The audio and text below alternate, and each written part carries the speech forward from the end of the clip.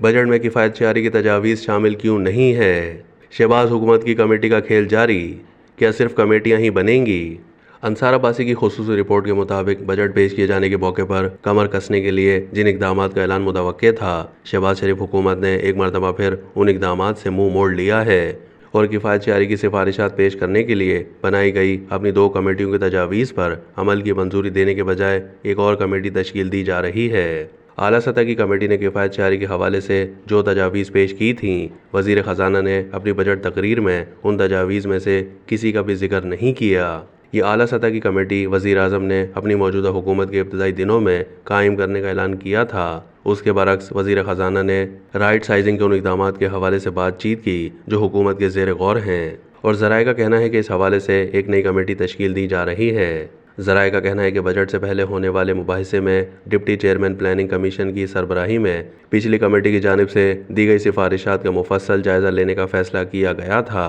دلچسپ بات یہ ہے کہ گزشتہ کمیٹی بھی اسی بنیاد پر حکومتی اخراجات میں کمی کے لیے عملی لاحمل تجویز کرنے کے لیے تشکیل دی گئی تھی، جو اس سے پہلے پی ڈی ایم یعنی شہباز شریف حکومت میں تشکیل دی گئی کمیٹی نے پیش کی تھیں۔ جب اس نمائندے نے یہ جاننے کے لیے کابینہ کے ذریعے سے رابطہ کیا کہ ڈپٹی چیئرمین پلاننگ کمیشن کی سربراہی میں ہونے والے اجلاس میں کفایت شعاری کے جن اقدامات کی تجویز دی گئی تھی انہیں بجٹ تقریر میں شامل کیوں نہیں کیا گیا، تو اس پر کابینہ ذریعے کا کہنا تھا کہ نئی کمیٹی مزید مفصل سفارشات مرتب کرے گی اور حکومت کا حجم کم کرنے کی تجویز پیش کرے گی۔ حکومت نے نئی کمیٹی کی تشکیل کا نوٹیفیکیشن اب تک جاری نہیں کیا، لیکن ذرائع کہتے ہیں کہ نئی کمیٹی کے ارکان میں بھی پچھلی کمیٹی کے ارکان کی اکثریت ہوگی۔ پی ڈی ایم کی حکومت میں وزیر اعظم شہباز شریف نے جو کمیٹی تشکیل دی تھی اس نے وسط مدتی اقدامات کے ذریعے سالانہ 1 ٹریلین روپے کی بچت کے لیے اقدامات تجویز کیے تھے، لیکن کمیٹی کی بیشتر سفارشات نظر انداز کر دی گئیں۔ اس کمیٹی کی قیادت اچھی ساکھ کے حامل ریٹائرڈ بیوروکریٹ ناصر محمود کھوسہ کے پاس تھی،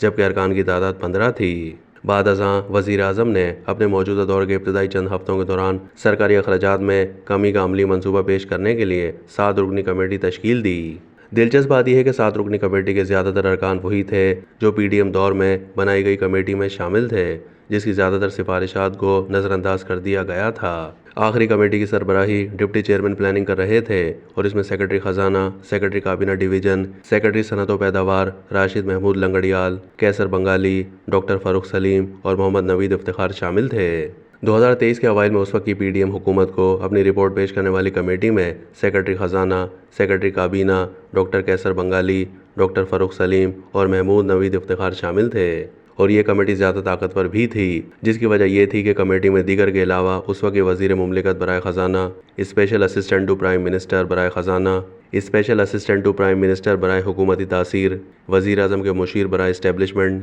اور تمام چیف سیکرٹریز بھی شامل تھے۔ 2023 کی کمیٹی نے کفایت شعاری کے جامع اقدامات کی سفارش کی تھی جن پر عمل درآمد ہونے کی صورت میں سبسڈی کی مد میں 200 ارب کی بچت، 200 ارب روپے ترقیاتی سائٹ سے، 55 ارب روپے سول حکومت چلانے سے، 60 سے 70 ارب روپے سنگل ٹریجری اکاؤنٹ کے ذریعے بچ جاتے، حفاظتی یعنی کنزرویشن اقدامات سے 100 ارب روپے، غیر اسٹریٹجک سرکاری کمپنیوں یعنی ایس او پیز کی ڈائیوسٹمنٹ سے 174 بلین روپے اور غیر جنگی دفاعی اخراجات میں 15% کمی سے بچت ہوگی۔